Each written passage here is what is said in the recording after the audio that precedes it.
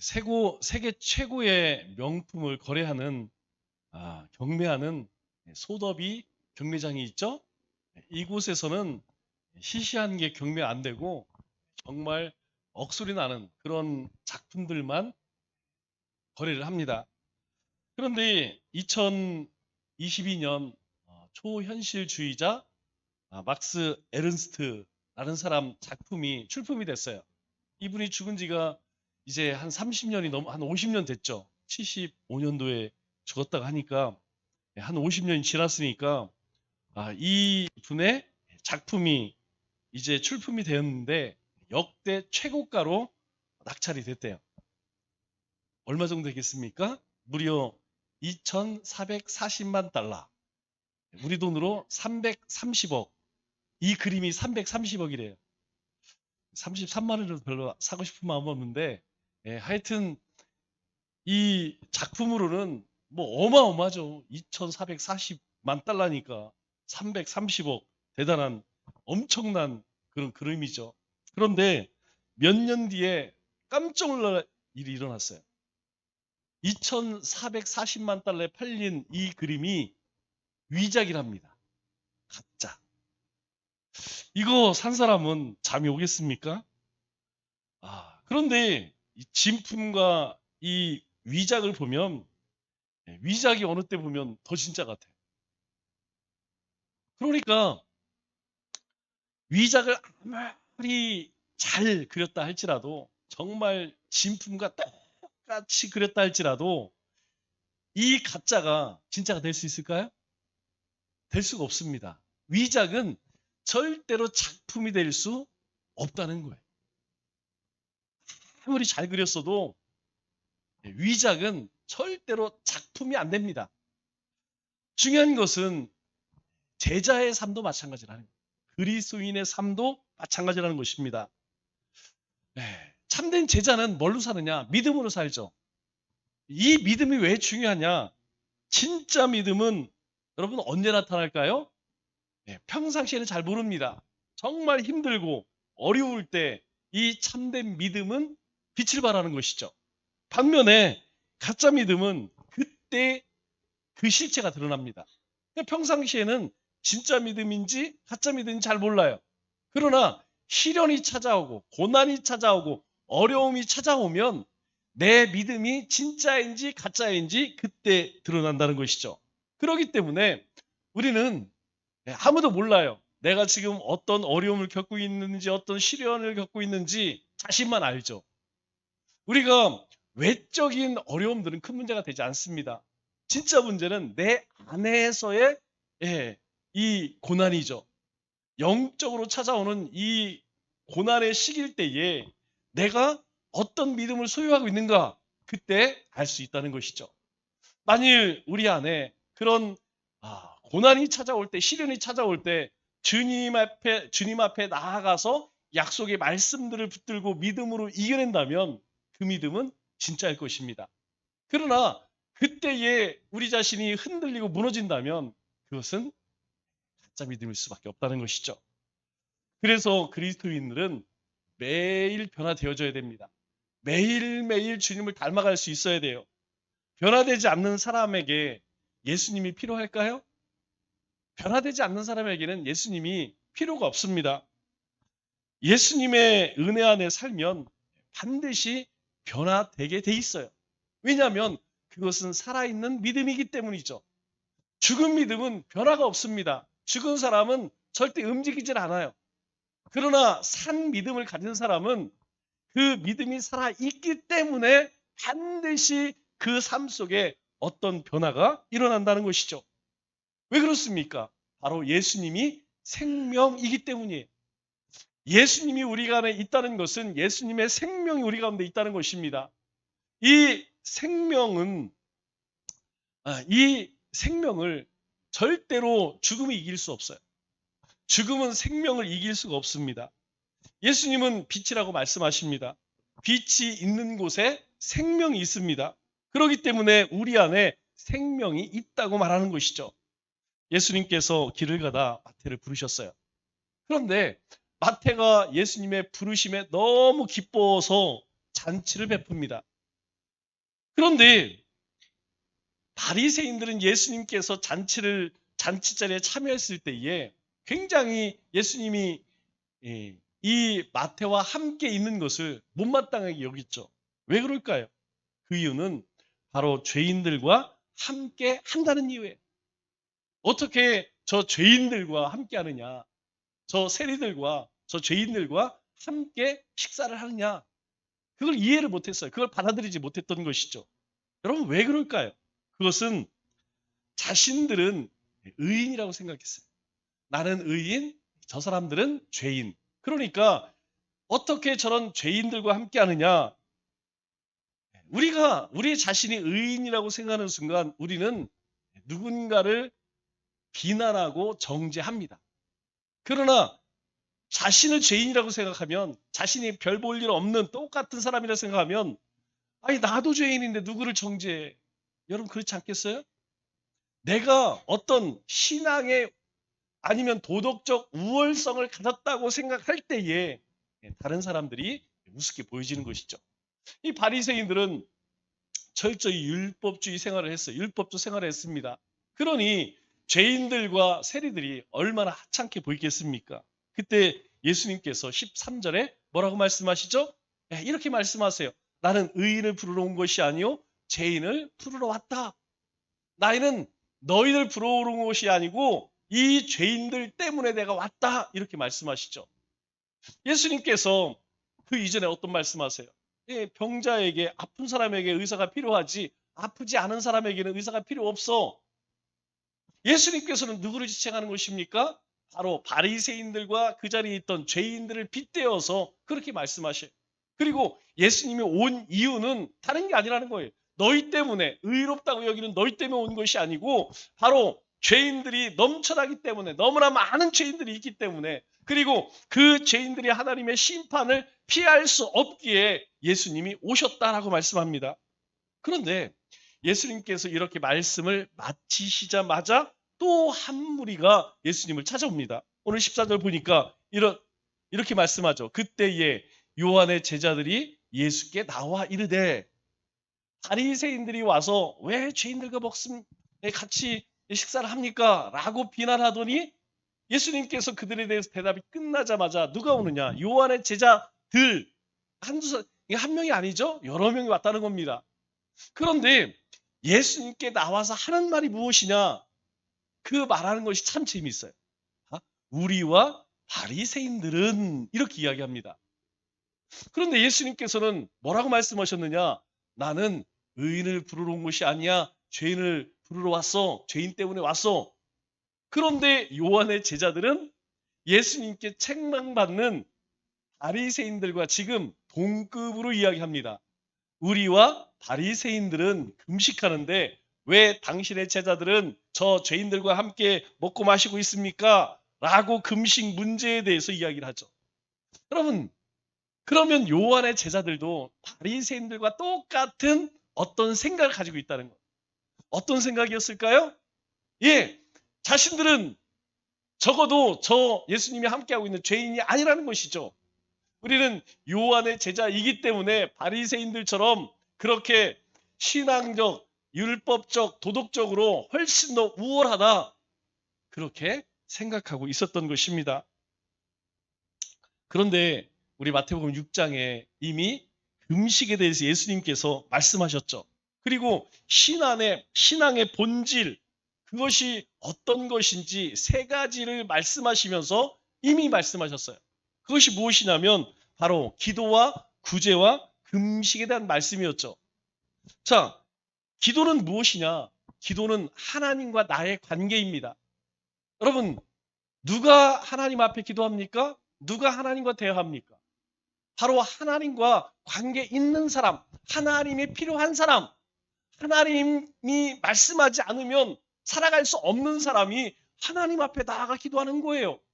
내 힘으로 살아가 있고 나는 하나님 없어도 아무 문제 없어. 이런 사람은 기도 안 합니다. 할 필요가 없죠. 하나님 필요 없기 때문에. 그러나 하나님이 없으면 하나님이 복을 주시고 지키시고 평안을 주시고 은혜 안 주면 살아갈 수 없습니다라고 하는 사람이 하나님 앞에 나가는 거예요. 그래서 기도는 하나님과 나와의 관계를 이야기하는 것입니다. 두 번째로 구제는 누구에게 구제합니까? 예, 우리 이웃들에게 하는 거예요. 즉, 이 구제는 나와 이웃의 관계에 대한 말씀입니다. 이웃을 어떻게 바라보고 있느냐? 이웃의 어려움들, 이웃의 그 살아가며 그 궁핍함을 어떻게 여기느냐? 그것 불쌍히 여기는 사람이 자기 것 내어서 구제하는 것이죠. 그리고 금식은 뭘까요? 자기 자신에 대한 태도입니다. 여러분, 나와 나의 태도에 관한 문제, 이게 바로 금식이라는 것이죠. 금식을 안 해본 분은 잘 몰라요. 금식을 해보면 압니다. 여러분, 나는 분노가 많다. 특별히 분이 많은 사람들이 있어요. 성격이 급한 사람도 있고. 금식해보세요. 싹 고쳐집니다. 마음에 화가 많어? 금식해보세요. 하루만 굶어보세요. 여러분, 화낼 힘이 없어요.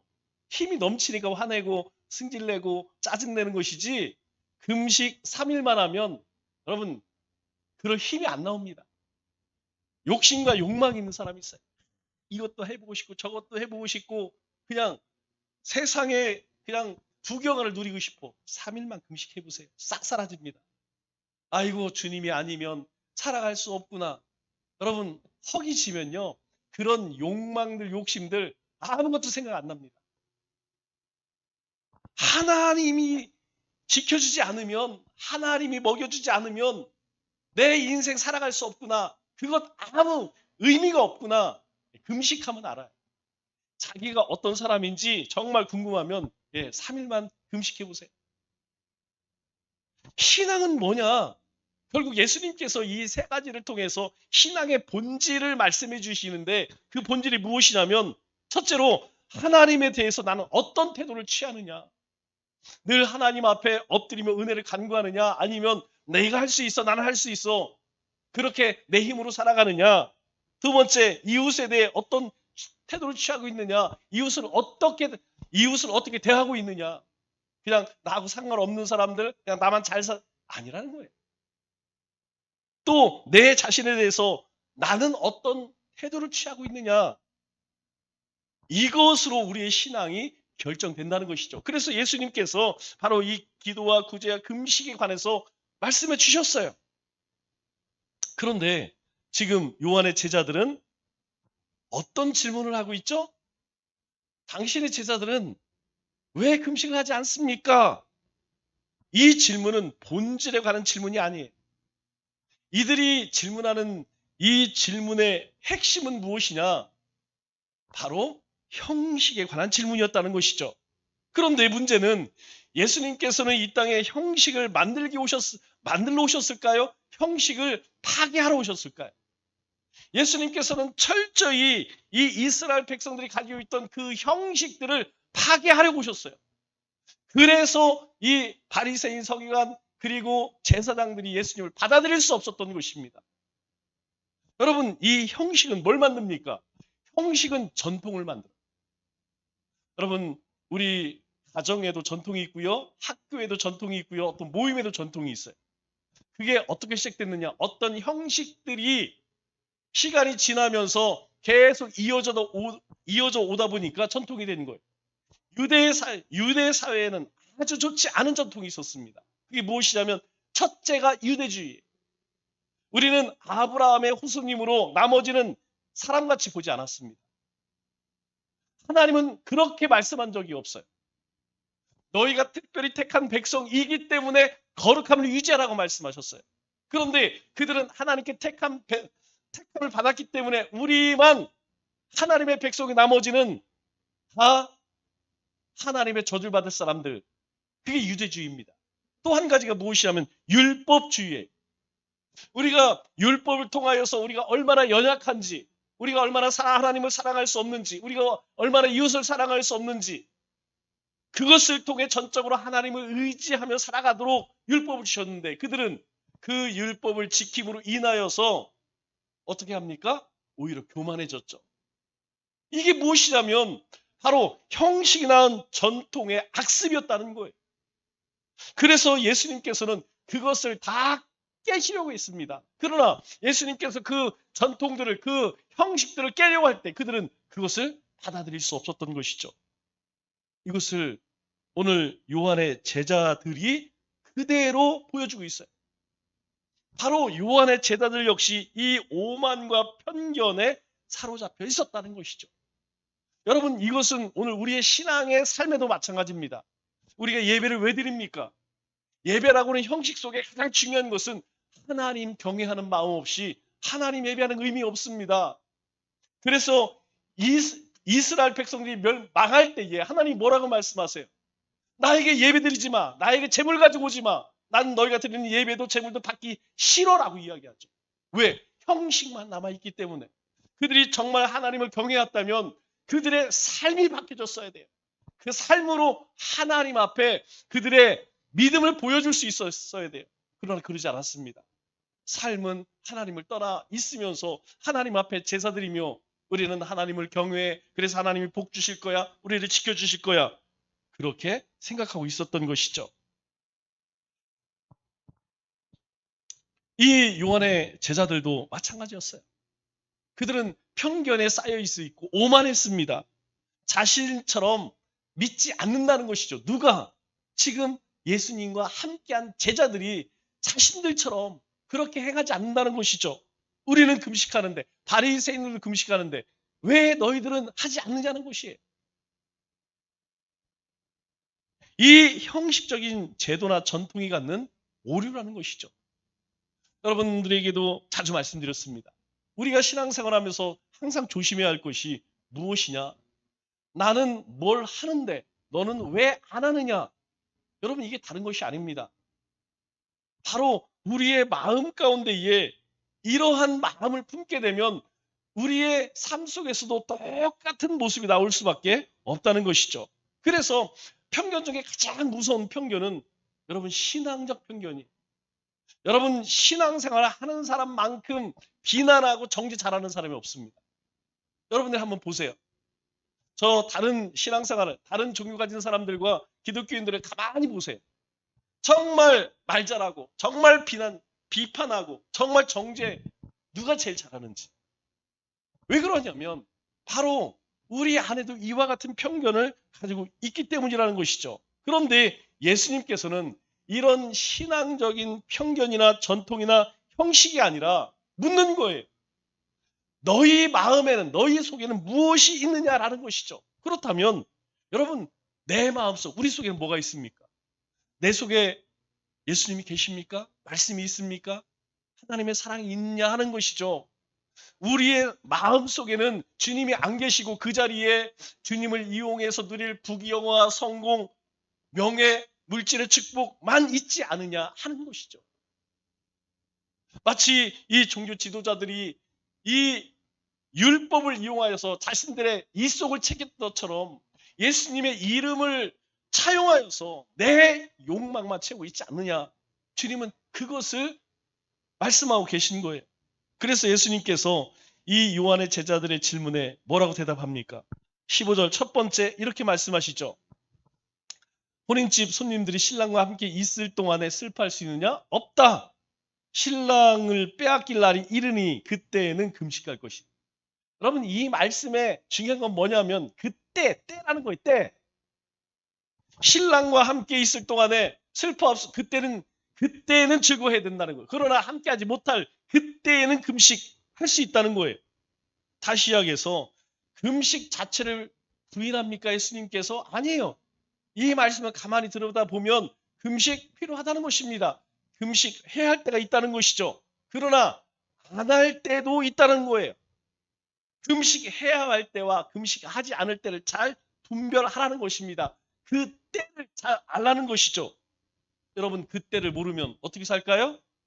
여러분, 때를 모르면 모든 사람들은 다 쾌락을 누리며 방탕하게 삽니다.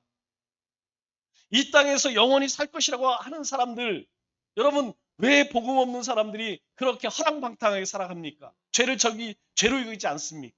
예, 그들은 이 땅에서 영원히 살 것처럼 살아가요. 그러나 우리는 그렇게 살 수가 없습니다. 우리는 우리의 욕심대로, 세상의 욕망대로 살아갈 수 없어요. 왜? 오늘이라도 주님이 부르시며 가야 할 인생이라는 것을, 우리 인생이 유한한 인생이라는 걸 알기 때문에, 우리는 그 때를 알기 때문에 함부로 살지 않아요. 구원받은 하나님의 백성으로서 합당하게 살아가려고 우리는 부단히 애를 씁니다. 왜? 그 때를 알기 때문에. 하나님의 때를 알기 때문에. 그래서 고린도후서 6장 2절에 뭐라고 말씀합니까? 보라 지금. 보라 지금이 은혜 받을 만한 때요. 보라 지금이 구원의 날이라는 거예요. 지금이 지나면 그 기회가 없어질 수도 있다는 것이에요. 그러므로 우리에게 말씀하는 것 그것입니다. 그 때를 잘 분별하고 있냐는 거예요. 여러분, 우리가 마음껏 찬양합니다. 우리가 마음껏 예배합니다. 여러분, 제가 기타를 잘 쳐서 치는 게 아니에요. 이때 아니면 언제 치겠어요? 하나님이 기뻐하고 하나님께 영광 돌릴 수 있는 일이라면 여러분 지금 해야 한다는 거예요. 지금. 다음에 하지 뭐. 내년에 하지 뭐. 여러분, 다음에 올까요? 내년이 올까요? 아닙니다. 지금 할 수 있으면 지금 해야 한다는 거예요. 지금 하나님이 은혜 주실 때, 하나님께서 우리 가운데 구원의 은혜를 베푸셨을 때, 아직 건강할 때, 시간 있을 때 하라는 겁니다. 여러분, 우리 안학주 집사님 병원에 계시죠? 여러분, 신방 가셔서 그런 분들을 보면 무슨 생각 드세요? 아유, 안 됐다. 아유, 많이 안 좋으시네? 여러분, 그 생각 드십니까? 저는 그 생각 안 들어요.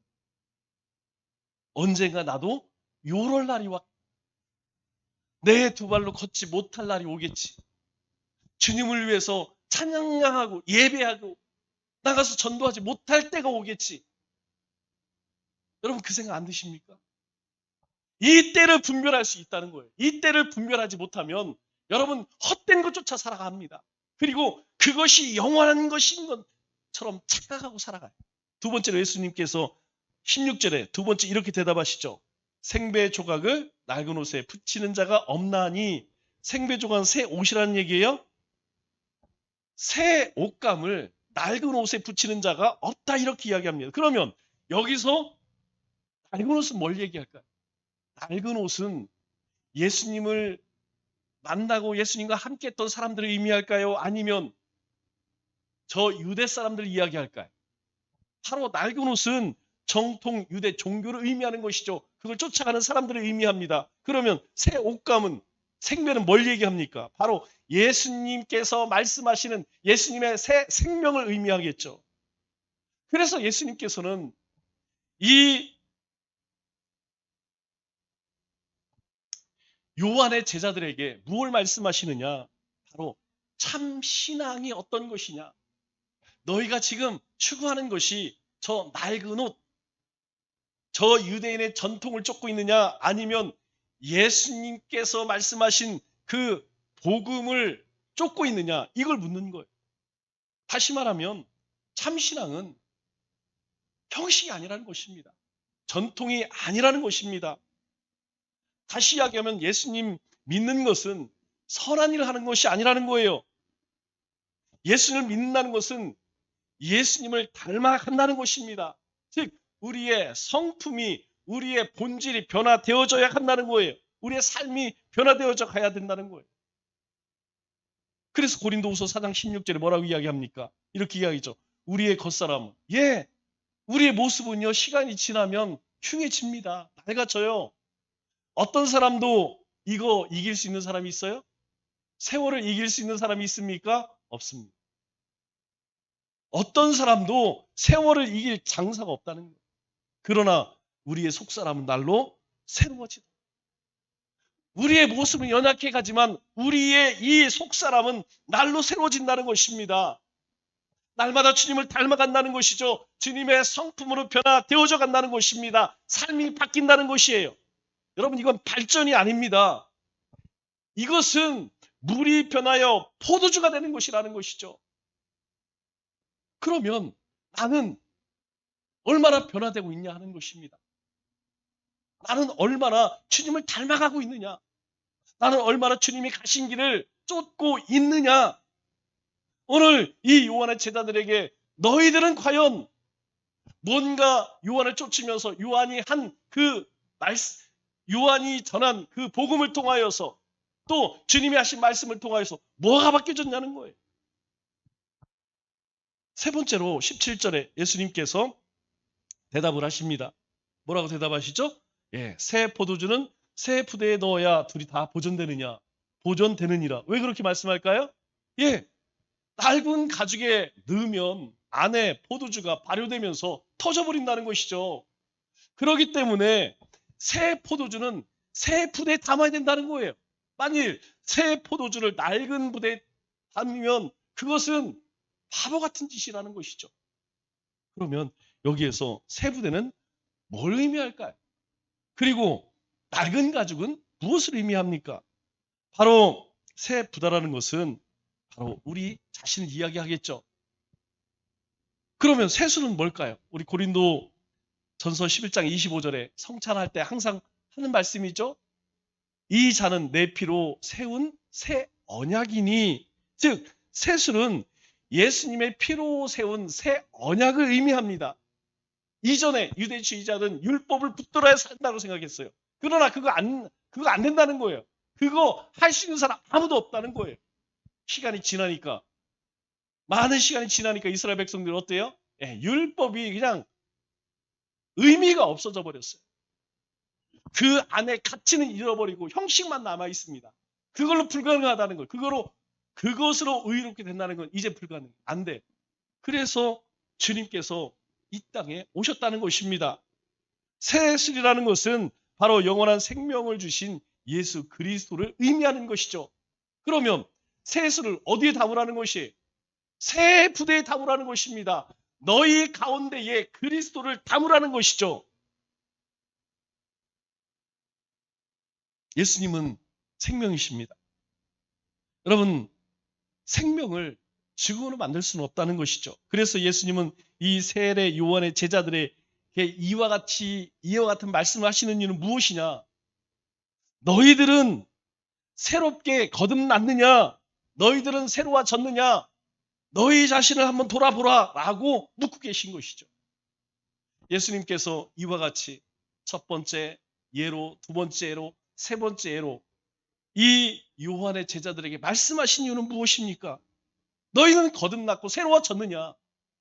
오늘 우리에게 이 주님께서 우리에게 주신 주님께서 이 말씀을 주시는 이유가 무엇입니까? 똑같습니다.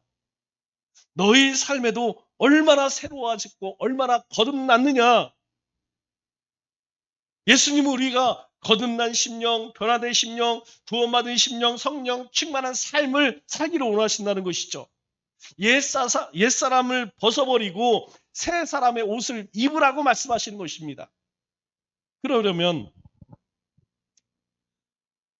우리가 예수님을 닮기 위해서는 여러분 우리가 뭐가 돼야 할까요? 새 부대가 돼야 된다는 거예요.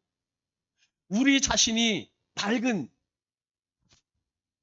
부대가 되면, 낡은 가죽이 되면 여러분 주님을 담을 수가 없는 것입니다. 터져버리는 거예요. 내 자신이 새 부대가 돼야 한다는 거예요. 그래야지 주님을 내 삶 속에 담아낼 수 있다는 것입니다. 그러면 어떤 사람이 담을까요? 예수님께서 씨 뿌리는 비유를 통해 말씀하십니다. 이 길가와 같은 마음으로는, 돌짝 같은 마음으로는 이 가신너문에 있는 그런 마음으로 안 된다는 거예요. 거기에는 결실을 맺을 수 없다는 것이, 자랄 수 없다는 것이에요. 옥토가 되어야 한다는 것입니다. 우리의 마음이 옥토가 되어 주님의 말씀을 받을 만한 그러한 그릇이 되어야 한다는 것이죠. 그래서 우리에게 변화를 요구하는 것입니다. 주님이 우리와 함께 하심으로 우리는 날로 새롭게 변화를 받아 주님을 닮아가야 한다는 것이죠. 여러분, 교회든 성도든 그대로 머물러 있으면 죽습니다. 여러분, 제가 올 한 해 동안 이제 내년부터는 많은 변화가 있을 거예요. 왜 그럴까요? 여러분, 지난 7년, 8년 동안 우리가 한 것을 정리하면 간단합니다. 우리가 말씀 공부했어요. 기도 훈련 받았습니다. 전도 훈련 받았어요. 신앙생활의 가장 기초로 하는 것들을 우리가 다 공부했어요. 그러면 우리 가운데 어떤 변화가 있을까? 여러분 안에 어떤 변화가 있습니까? 어떤 도전이 있습니까? 어떤 비전이 있습니까? 이제는 우리가 이 우리의 삶의 본질을 바꿔 나가야 돼. 내년부터는 완전히 바뀌어질 것입니다. 그렇게 교회의 체계를 바꿀 거예요. 여러분, 우리가 그렇게 배우고 훈련됐어요. 하지 않으면, 성경적 가치를 우리의 삶 가운데 행하지 아니하면 무슨 의미가 있냐는 것이죠. 옛 성품으로 살면 여러분 무슨 의미가 있겠습니까? 옛 성품은 부단히 깨져야 합니다. 죽어져야 합니다. 그래야만 주님께서 우리 안에 역사하시는 거예요.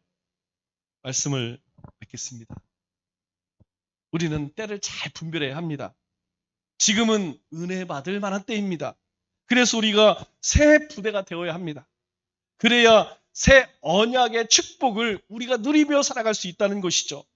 형식이 아니라 우리의 본질이 바뀌어야 합니다.